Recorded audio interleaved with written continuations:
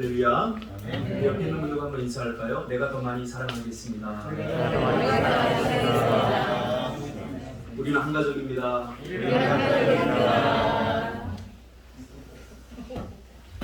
이 말씀 중심에서 올곧은 십자가, 삐뚤어진 삶, 이런 제목으로 하나님 말씀 증거하겠습니다.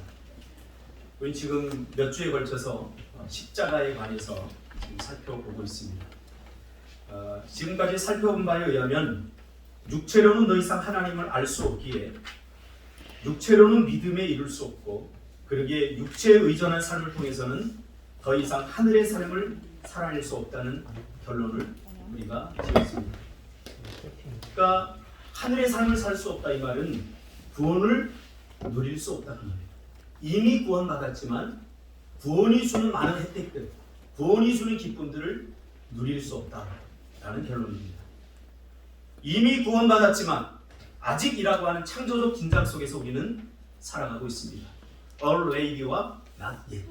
이미 구원받았지만 아직 예수님이 다시 재림하지 않았기 때문에, 완성되지 않은 구원의 불충족성 때문이 아니라 시간적 개념 때문에 우리가 이미와 아직 사이에 살아가고 있다는 사실입니다.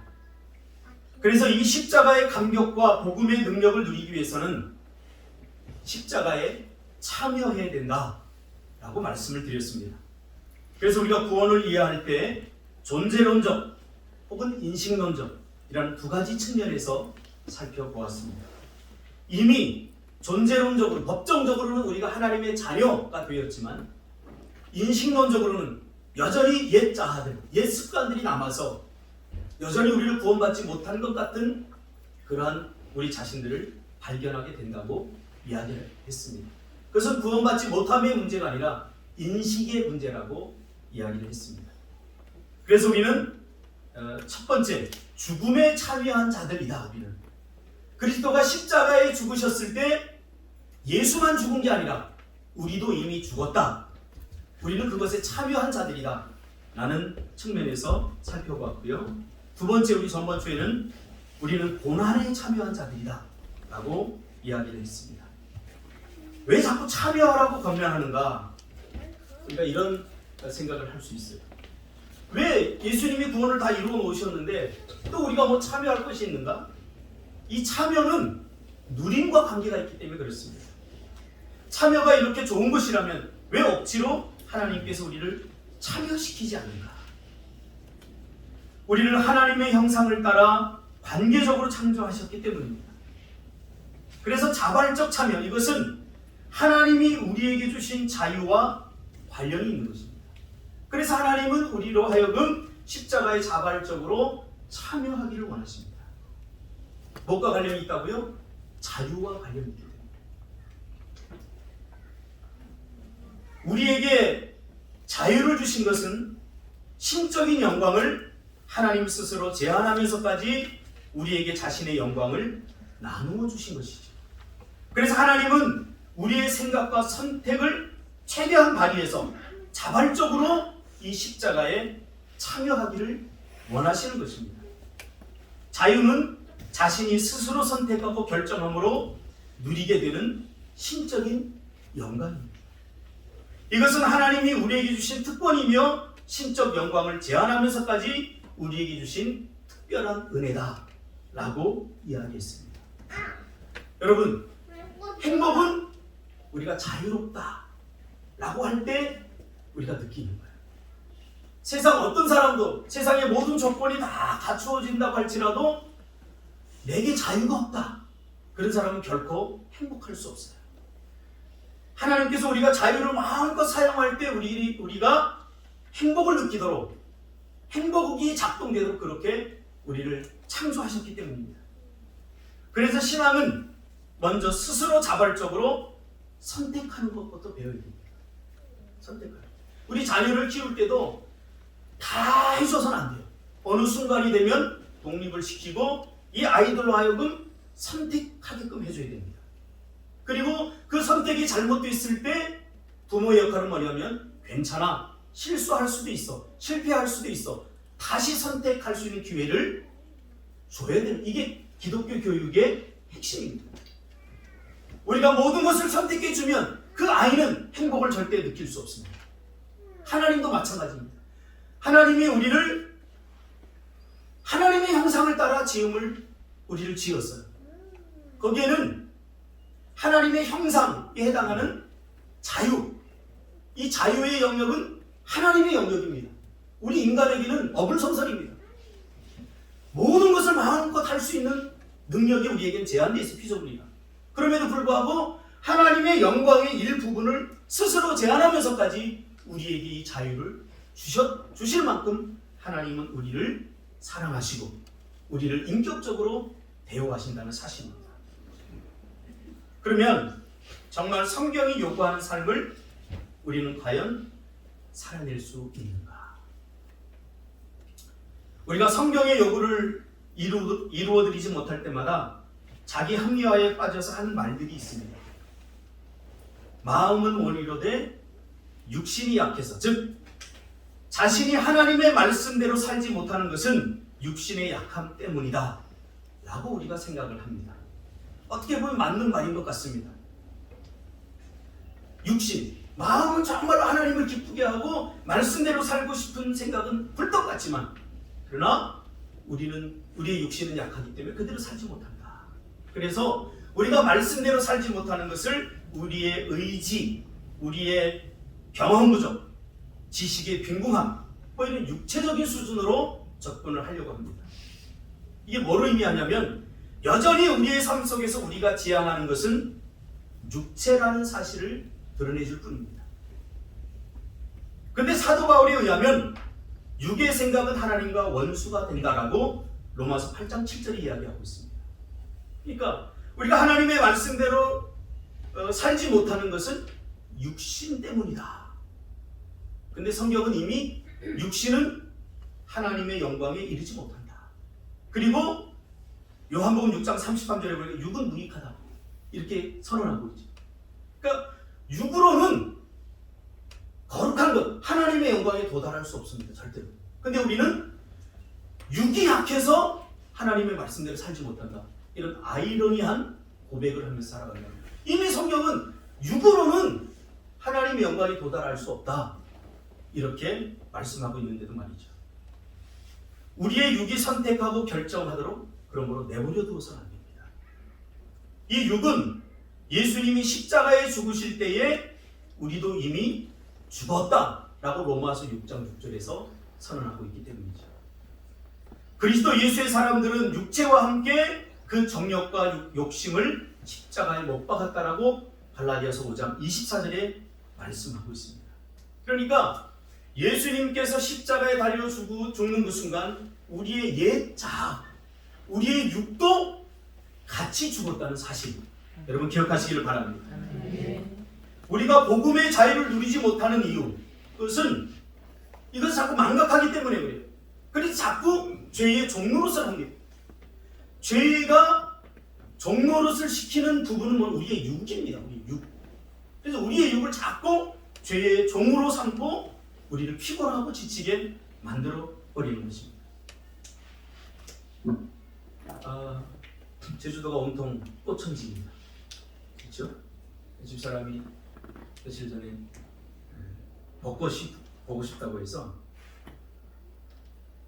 가시리 쪽으로 이제 벚꽃을 구경을 갔어요. 이렇게 가다가 보니까 외길인데 차가 앞에서 깔짝거리고 있어요. 차가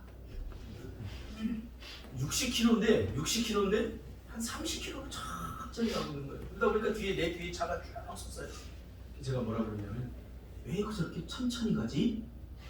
이렇게 하는 순간 아차 싶었어요. 왜냐하면 제 옆에는 율법이가 타고 있었거든요. 이 율법이가 나한테 뭐라고 그러냐면 당신 죽었다며. 당신 죽었잖아. 참 힘듭니다. 그러면서 제가 이렇게 생각을 했어요. 뭐 때문에 옆에 탔던 율법이가 나에게 그렇게 이야기는 저는 압니다. 더 이상 저 사람이 앞에서 천천히 가는 것에 대해서 내가 화를 더 많이 내고 더 이상 발전시키지 않게 하기 위해서 스톱 버튼을 눌러주는 게 일종이에요. 그 마음은 참 고맙겠는데, 그것도 알겠는데 내 마음 속 깊은 곳에서는 자유를 침해당한 느낌을 받았어요. 왜? 내가 내 마음대로 생각도 못해? 생각을 할 수 있잖아요. 차가 늦게 가는데 늦게 간다고 말도 못하면 내가 도대체 어떻게 살라는 말이에요. 그 순간 내 행복이 줄어드는 걸 내가 느꼈어요. 사랑하는 여러분, 제발 남의 자유를 침해하지 않기를 주님의 축복합니다. 다 성령께서 깨닫게 해주셔요. 조급해서 그래요.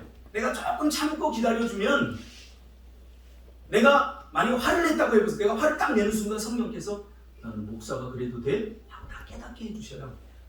근데 저희 집사람은 나를 너무 사랑해서 사랑하다 못해 집착하는 것 같아요. 그래서 목사는 그러면 안 돼 그러면서 이 율법이가 내 옆에서 사사건건 관여하려고 할 때 저는 구원의 자유, 구원의 기쁨을 잘 누리지 못하는 것을 중요한 거죠. 왜 그러냐면요, 제가 농담식으로 이야기했지만 농담은 아닙니다. 하나님도요, 우리에게 이렇게 직접 개입하지 않으셔요. 우리의 자유를 침해하지 않으셔요. 그래서 자발적으로 참여하기를 원하시는 거예요. 하나님이 능력이 없습니까? 하나님이 못하실 일이 없습니까? 다 할 수 있어요. 그럼에도 불구하고 하나님께서 우리로 하여금 십자가에 자발적으로 동참하기를 원하시고, 그때가 될 때까지 하나님 기다려주신다는 거예요. 왜 그렇게 하는지 아세요? 하나님의 형상을 따라 지음받은 우리의 자유가 침해당할까 봐. 여러분, 우리가 서로 사랑하면서 부부 간에도 마찬가지입니다. 자기 바운더리를 지키는 것 굉장히 중요합니다. 막 경계를 넘나드는 것이 친밀함이라고 착각해서는 안 돼요. 다 개별적인 존재입니다. 하나님 앞에서 독립적인 존재입니다. 이것을 충분히 지켜줘야 돼요. 내가 좋기 때문에 너도 좋다 이런 생각을 버려야 돼요. 물어봐야 돼요. 준석 집사, 내가 이렇게 하면 좋은데 진석 집사 괜찮아? 어때? 네. 아, 그럴 때 해야 돼요. 자, 이렇게 될 때 천국 세상이 오는 거죠. 참 살만하다 이런 세상이 오는 거죠. 내가 좋다고 다른 사람이 좋은 게 아닙니다. 자녀 키우기가 상당히 힘들어요. 왜 힘드냐면 그냥 내가 좋아하는 거, 내가 하고 싶은 거 그대로 애들한테 딱 강요하면 나는 편할지 모르지만 저 아이들 다 죽어갑니다. 쟤들이 행복이 있겠습니까? 그래서 하루에도 100번, 수백 번, 수천 번 공부하라 말하고 싶지만 단 한 번도 제가 하지 않는 이유가 내가 저 아이들의 자유를 지나치게 침해할까 봐요. 저 아이들은 나의 소유가 아니거든요. 하나님께서 개별적으로 주신 한 인격체거든요. 우리 성도님들도 저는 마찬가지라고 생각합니다. 결국 십자가를 진다는 것은 옛 자아, 자기를 부인하는 과정이다 라고 설명했습니다. 자기를 주장하는 옛사람은 십자가에 못 박히고 예수님을 받아들인 나죠. 그러니까 옛 자아, 죄로 말미암아 희망이 없었던 내 옛 자아는 이미 죽어버린 것입니다. 그리고 우리가 예수를 믿는다라고 말할 때 요한복음 3장 16절 단순히 believes in Christ, 예수 그리스도를 신뢰한다, 예수 그리스도를 믿는다 라고 하는 의미를 넘어서 뭐라고 그랬죠? believes into him, 믿어서 그 안으로 들어간 자들이라는 뜻이라고 했죠. 우리는 이미 예수를 믿어서 그 안으로 들어간 자들입니다. 이것을 사도 바울은 서신서에서 제자도라고 이야기하고 있습니다. 육은, 본성은, 예자하는 허상입니다. 허상. 이제는 우리에게 더 이상 실제로 존재하지 않는, 왜? 죽었기 때문에. 죽은 사람과 여러분 대화할 수 있습니까? 죽은 사람과 인격적 교제를 할 수 있습니까? 우리의 옛 자아는, 옛 본성은 이미 죽었기 때문에 사도 바울은 옛 자아는 허상이다 이렇게 선언을 하고 있습니다. 그러니까 내 안에서 뭔가 육이 자꾸 치솟아 오를 때마다 그것은 실제로 존재하지 않는 그림자에 불과한 것입니다. 이미 구원받은 하나님의 백성들의 실상은 뭡니까? 바로 믿음의 세계입니다. 믿음으로 사는 세상, 이것이 바로 실제 존재하는 우리 그리스도인의 삶의 현장입니다. 우리 그리스도인들에게 실상의 삶은 바로 믿음으로 사는 삶인 것입니다. 우리가 잠재의식 속에 어떻게 성경의 요구대로 다 살아드릴 수 있을까? 라고 생각하죠. 이 말은 믿음으로 사는 것이 불가능하다 하고 보는 생각, 즉 실제의 삶을 부정하는 행위인 것입니다. 그렇죠? 어떻게 우리가 성경의 말씀대로 다 살아? 이것이 불가능하다 라고 생각하는 것은 실제의 삶을, 믿음의 삶을 부정하는 행위인 거죠. 우리의 잠재의식 속에 어떻게 우리가 하나님의 말씀대로 다 살 수 있어? 라고 질문하고 스스로 얻는 답은 그것은 불가능해. 혹시 여러분 이렇게 내리셨습니까? 복음을 다시 들어야 됩니다. 이런 마음을 가지고 있다. 어떻게 말씀대로 우리가 다 살아? 내가 복음 속으로 들어가 자신이 감당할 수 있는 그 선에서 선을 그어버립니다. 그래서 한국교회 성도들 대부분이 하는 생각은 뭐냐면 말씀대로 다 살 수 없어. 그러니 우리가 살 수 있을 만큼만 살 거야. 그리고 말씀이 우리에게 강력하게 요구하는 그 부분에 대해서는 선을 긋고 삽니다. 그게 뭐죠? 어떻게 보면 말씀대로 사는 것 같은데 말씀대로 살지 않는 거예요. 왜? 말씀대로 살고 싶은 부분만 살기 때문에. 이렇게 하는 이유는 성경의 요구대로 우리가 다 살 수 없다라고 이미 결론을 내 잠재의식 속에서 내려버렸기 때문에 그런 거예요. 이것이 사단이 우리에게 던져주는 교묘함입니다. 그래서 결국 우리가 어떻게 삽니까?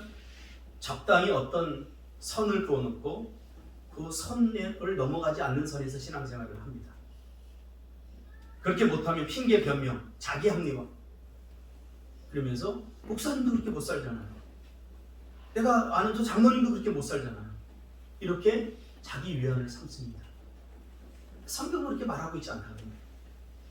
결국 기준이 성경이 아니라 사람이 기준이 되고 육이 기준이 되어버리는 것. 이것이 타락입니다.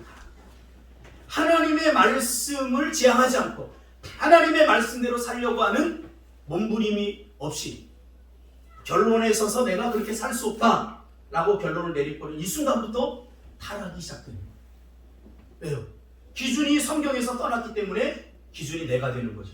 내 경험, 내가 알고 있는 어떤 지식, 이것이 기준이 되는 거죠. 이것이 심각한 종교화 현상입니다. 오늘 저와 여러분이 속해 있는 한국교회, 그리고 저와 여러분이 해결해야 하는 아주 중요한 문제입니다. 제가 요즘 K.L. 케고로가 쓴 이방인의 염려라고 하는 책을 읽고 있습니다. 1840년대를 살았던 사람이죠.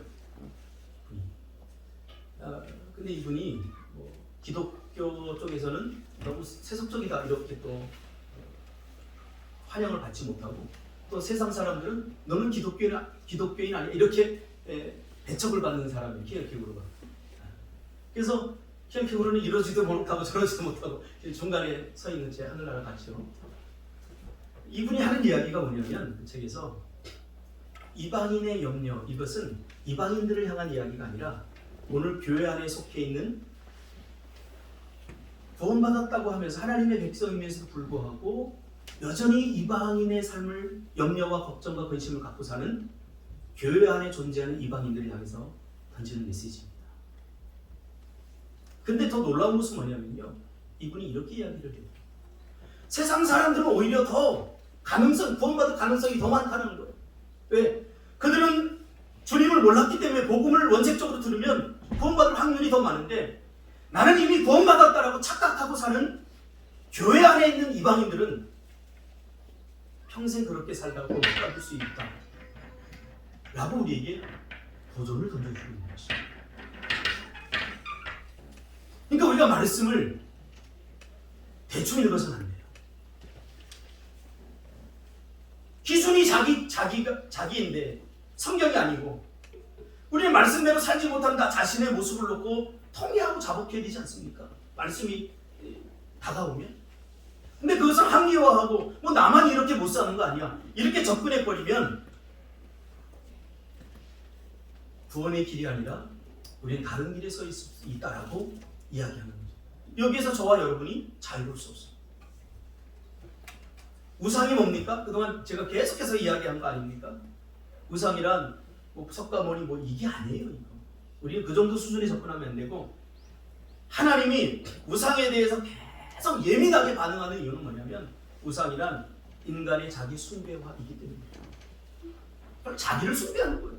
이렇게 자기 맘대로 하려고, 자기가 하고 싶은 대로.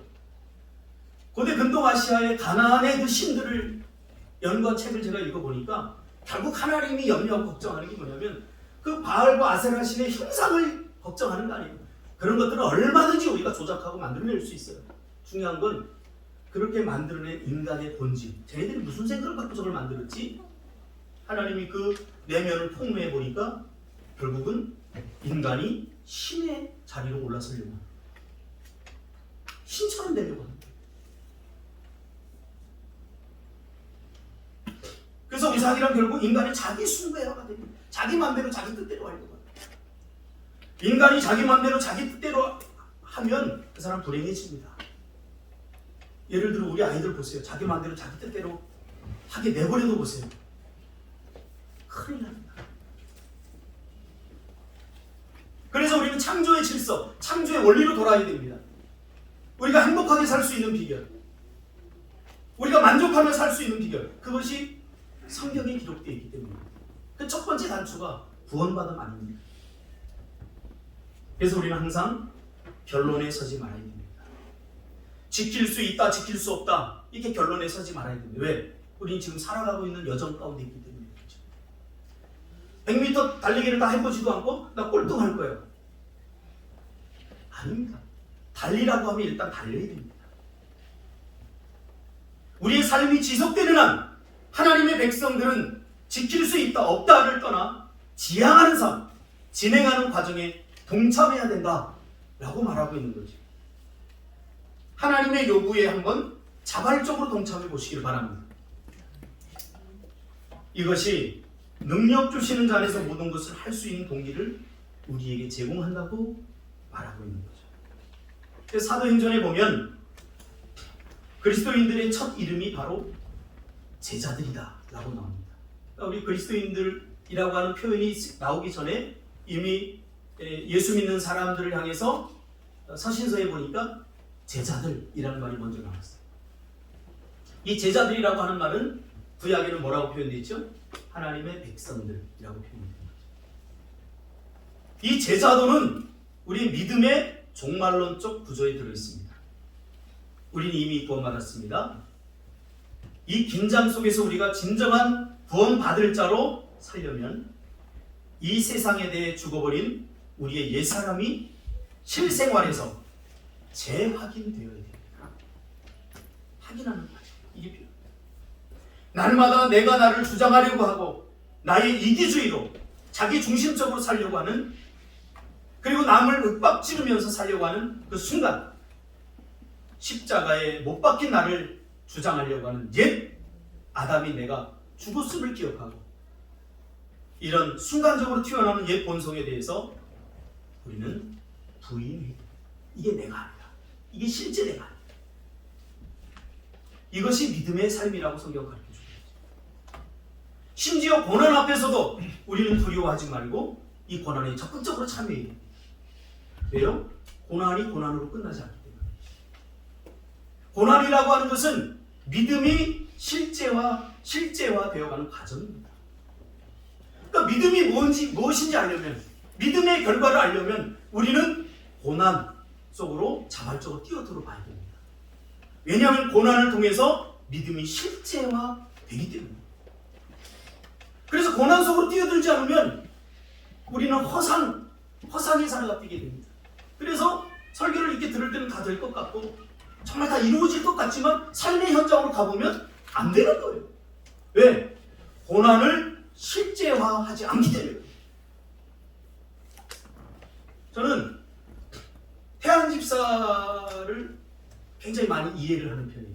왜냐하면 저 친구가 6학년 때 아버지가 돌아가셨거든요. 저도 5살 때 아버지가 돌아가셨어요. 그래서 가끔 보면 좀 측은해요. 조금 못되게 입어도 제가 좀 저를 다 잘해줘요. 네. 제가 아버지 없이 사는 사람의 그 고난을 겪어봤기 때문에 아는 거예요. 그 고난이 믿음을 실제로 드러나게 해주는 거예요. 그러니까 고난을 싫어하는 사람은 믿음의 삶을 포기하는 거랑 마찬가지예요. 그러니까 고난에 참여하지 않으면 믿음이 화상처럼 보이죠. 제가 축구를 좋아하는데 이번 주에 한일전 했는데 딱 보고 한 골 들어가길래 바로 TV를 꺼버렸어요. 신경이 나서. 하는 거 보니까 이길 것 같지가 않아요.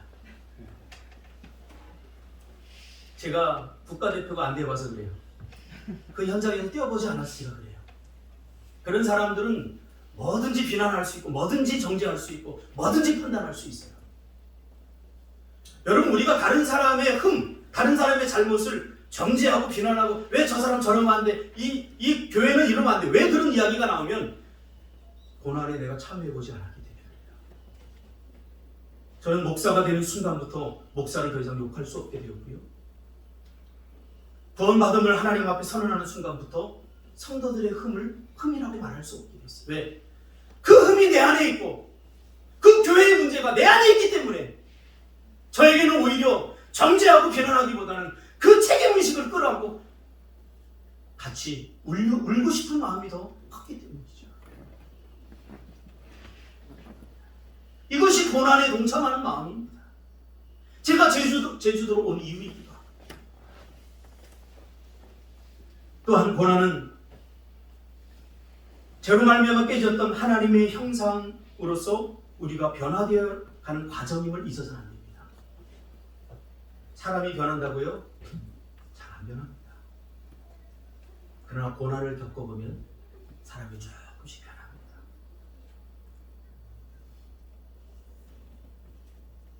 오늘날 저를 만든 것은 고난입니다. 어떤 사람은 저를 보고 예수님 같다고 그래요. 제 별명이 피졌습니다. 할렐루야. 이런 말을 함부로 하면 안 되죠. 제가 저의 변화를 느껴요. 하나님의 형상으로 변화되어 가는 거죠. 근데 이것은 그냥 얻어진 게 아니라 내가 고난에 동참함으로 얻어진 거예요. 성도님들의 삶이 얼마나 힘듭니까? 먹고 살기 힘들잖아요. 얼마나 힘듭니까? 다는 모르지만 전 요만큼은 좀 아는 거예요. 그러므로 고난에 참여하지 않으면 믿음이 화상처럼 보여집니다. 이것이 바로 고난이 우리에게 주는 유익들입니다. 뿐만 아니라 고난을 통해 예수님이 우리에게 주신 새 생명이 강력해지는 과정을 겪게 되는 것입니다. 고난을 통해 하나님이 우리에게 주신 이 생명이 더 강화되는 거예요. 그래서 예수님이 우리에게 생명만을 주신 게 아니에요. 요한복음 20장에 보세요. 생명을 얻고 그 생명력, 그 힘을 받아서 역동적인 삶을 살게끔 하려고 우리에게 생명을 주신 거예요. 왜 생명을 주셨겠습니까? 그 생명을 힘입어서, 그렇게 표현되고 있어요. 힘입어서 역동적인 삶을 살라고 하나님께 우리에게 생명을 주신 거예요. 그러므로 사도 바울에게 있어서 그리스도인의 삶이란 그저 흉내내기가 아니라 그리스도의 죽음과 부활에 참여하는 과정이라고 설명하고 있는 거죠. 사도 바울은 자신과 예수님을 동일시하고 있는 것을 보게 됩니다. 무슨 말인가 하면 예수님에게 일어났던 일이 자신 안에서 일어나기를 원하는 삶을 살아가는 말이에요. 그러니까 예수님께서 살았던 삶, 그렇게 살고 싶어? 준석 집사님? 예수님처럼 살고 싶어요? 뻥치지 마세요. 예수님처럼 살고 싶다라고 말할 때 우리가 바라보는 지향점 뭐예요? 그 성품이잖아요. 보결함. 남을 미워하지 않고. 그러나 예수님이 살았던 삶에는 거절감, 감당할 수 없는 거절감, 침뱉음, 배신감, 이런 게 다 그 안에 집약되어 있습니다. 왜 그걸 포함시키지 않죠? 그래서 우리 그리스도인들의 언어에는 천군의 무게를 담아야 돼요. 너무 쉽게 말하고 쉽게 잊어버릴 사람. 예수님에게 일어났던 일이 자신 안에서 일어나기를 원하는 삶을 사도 바울이 살았다는 거예요. 예수님이 당한 고난과 매맞음과 죽음과 심지어는 부활까지. 오늘 본문 말씀이 그 요약입니다. 갈라디아서 2장 20절이 그러하거니와 로마서 6장 6절이 그러합니다. 그래서 사도 바울은 자신의 삶을 십자가의 연장으로 봤습니다. 예수님이 살았던 십자가의 삶의 연장선으로서의 삶으로 자신의 인생을 바라본 거죠. 우리의 삶은 십자가의 연장선 속에 있습니다. 그래서 고린도후서 4장 10절에 우리가 항상 예수의 죽음을 몸에 짊어졌다. 예수님도 이 땅에 오셔서 우리 인류의 모든 짐을 다 짊어지셨습니다. 그리고 사도 바울은 그 예수님의 삶에 참여하기로 결단을 하고 항상 예수의 죽음을 몸에 짊어졌습니다. 근데 몸에 짊어짐으로 끝나는 것이 아니라 그 짊어짐은 고린도후서 4장 10절에 보니까 예수의 생명이 또한 우리의 몸에 나타내게 하려 함이라. 그러니까 우리가 예수의 죽음을 항상 몸에 짊어지는 이유는 예수의 생명이 우리 몸에 나타나게 하기 위해서 짊어진 거예요. 왜 십자가를 사도 바울이 그렇게 자랑하는지 저는 이제 알 것 같습니다. 십자가가 진리이고 올곧기 때문입니다. 변하지 않기 때문입니다.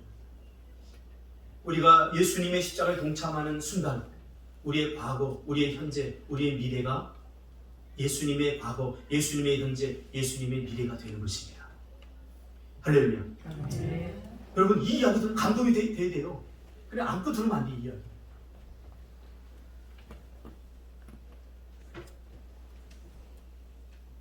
우리는 십자가에 참여함으로 그에게서 일어났던 일이 나에게도 일어나고 결국 내 인생을 사망과 저주가 아니라 부활과 승천, 영광이 될 수 있는 일이 십자가 안에서 일어나기 때문에 십자가에 참여하라고 말씀하고 있는 거예요. 그럼 왜 하나님은 우리를 십자가에 강제로 참여시키지 않는가? 그것은 이미 다 설명했어요. 그리고 이 십자가의 영광은 단순히 미래적인 복이 아니라 우리의 실패한 과거를 성공으로 바꿔주고 현재적 삶이 아무리 암담하고 힘들지라도 현재적 삶에서도 영광을 맛보게 하며 미래적인 구원은 당연한 것이라는 사실이에요.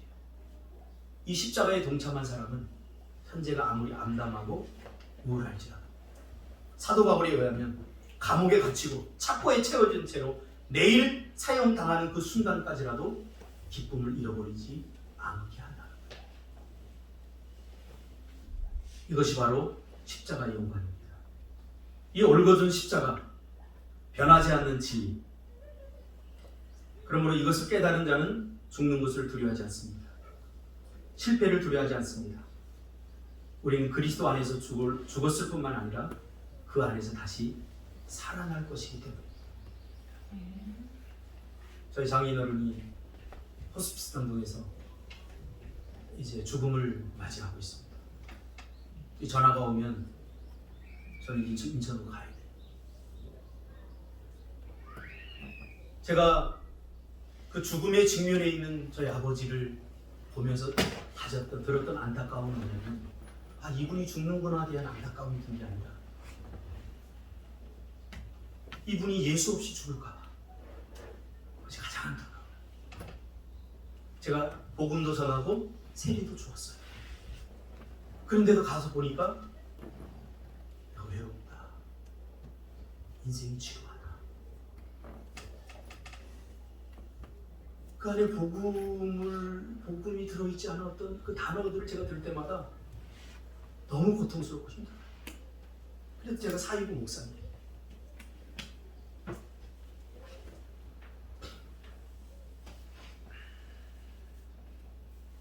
이제 매 순간 우리의 옛 자아에 대해서 죽었습니다. 그리고 우리는 그리스도와 일치된 사람들입니다. 이 연합의 실제는 주님과 내가 하나가 된 일치를 이룬 이 연합되었다. 라고 하는 일치는 어디에서 찾을 수 있느냐? 이 연합의 실제는 우리가 그 예수님을 얼마나 의지하느냐에 따라 실제화되는 거예요. 내가 그 주님을 내 평생의 모든 부분에 있어서 의지하고 있다면 우리는 그리스도와 일치된 사람들입니다. 하나님이 우리를 창조하실 때 인간 스스로 독자적으로 살아갈 수 있는 인생들이 아니라 하나님을 철저히 의지하며 살아갈 수 있는 인생들로 우리를 창조했습니다.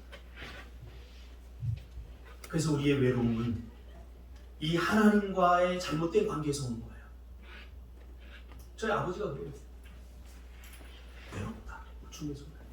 여러분 죽을 때는 다 아무도 함께 할 수 없어요. 나 혼자 죽는 거예요. 그럼 나 혼자. 저희 어머니가, 저희 장모님이 옆에서 막 무슨 이야기를 하는데 가 제발 가 그러니까. 왜 자꾸 죽는 소리만 할까? 죽는 사람에게 죽는 소리 하면 안 돼요. 심하게 소리를 해야죠. 그러면서 하는 얘기가 외롭다. 여러분의 외로움, 본질적인 외로움은 자꾸 부부에게서 찾는 거예요. 우리 남편이 잘해줘 보세요. 그래도 외로워요. 하나님이 주시는 만족 안으로 들어가면 남편이 좀 잘못해도 사랑스러워 보여요. 맨날 저는 하나님과의 관계 속에 들어가 보니까 저희 집사람이 맨날 저한테 그러거든요. 결혼 지금 25주년째인데 오늘 대충 먹자 그래요. 할렐루야. 대충 먹어도 사랑스럽습니다. 그러니까 하나님과 내 관계를 자꾸 좀 살펴보세요. 하나님이 주는 만족 안으로 내가 들어가 있다면 이뻐 보이게 돼 있어요. 다른 사람을 보더라도 흠보다는 그냥 만족하게 돼 있어요. 아니 나도 뭐 잘못하는데 나도 잘못해. 준석 집사 풀을 뽑아라 했더니 뽑아놓으라고 했더니 그렇게 풀을 뽑으라고 했더니 안 뽑다가 내가 농약을 준 다음에 풀 뽑았어요. 이상 약 올리는 거 아니에요? 풀을 안 뽑아서 농약을 줬더니 안 뽑아도 그냥 다 죽어요 이제. 근데 풀을 뽑고 앉아 있어요. 그래도 안 미워요. 아이고 그래도 목사님 도와준다고 저렇게 또라이 짓을 하고 있는데 이 생각은 조금 들지만 그래도 안 미워요. 우리는 죄로 말미암아 삐뚤어진 사람들임을 인정하시기 바랍니다. 이미 삐뚤어진 다리를 우리는 걷고 있는 사람들이에요. 근데 내가 얼마나 서서 걷는다고 내가 잘못 삐뚤어지지 않았다고 생각하는 착각, 이게 자기의입니다. 우리가 삐뚤어진 다리를 걷는 사람이에요. 그래서 어떻게 됩니까? 서로 용서하고 다른 사람 잘못돼서 서로 배려해줘. 예수님처럼 배려해줘. 다른 사람 문제가 보이면 저 문제가 내 안에 있겠거든. 그러면서 용서하고 위로하고 서로 살아야지. 제가 늘 여러분이 강조하는 거 있습니다. 마치려고 합니다. 말씀. 내가 다른 사람에게 줄 수 있는 최고의 선물은 건강한 나 자신입니다. 이것은 단순히 심리적이고 육체적인 의미가 아니라 우리는 먼저 삐뚤어진 우리의 삶을 올곧은 십자가와 일치시키고 그 안에서 살아가야 한다는 것입니다. 제발 악과 독을 빼고 우리의 삶을 살아가시기 바랍니다.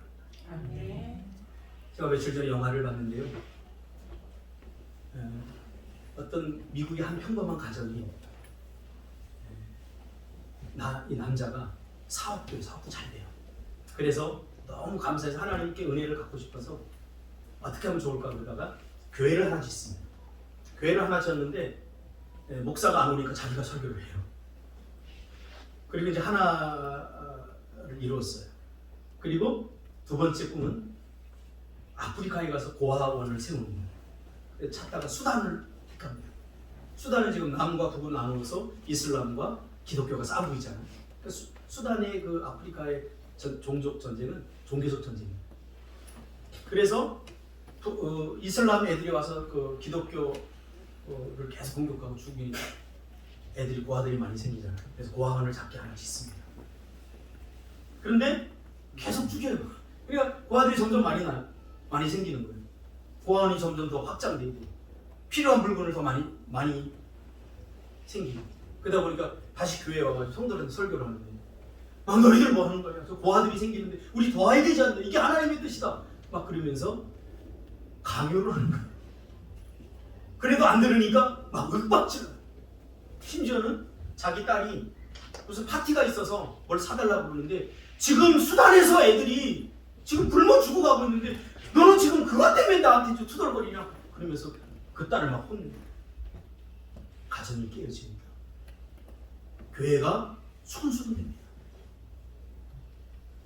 드디어 이 선교사가 총을 들고 자기가 직접 해결하려고 그 모슬렘들을 향해 총을 쏴 죽입니다.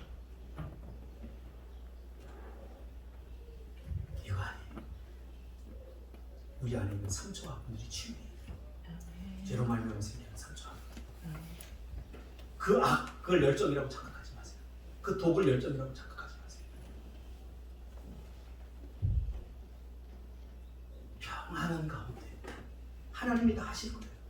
다 하실 거예요. 세상을 바꾸기 위해서 우리가 할 수 있는 것은 아무것도 없습니다. 그러나 우리가 할 수 있는 것 하나 있습니다. 세상은 거기서부터 변화됩니다. 뭐냐면 내가 변화돼요. 내가 변해. 나로부터 시작돼요. 내가 행복해져야 되고 내가 평안해져야 돼요. 내 안에 있는 평안이 너에게로 가는 것입니다. 내 안에 있는 기쁨이 너에게로 가는 것입니다. 이것이 예수님이 오늘 우리로 하여금 골고든 십자가에 동참하기를 원하는 이유입니다. 기도하겠습니다.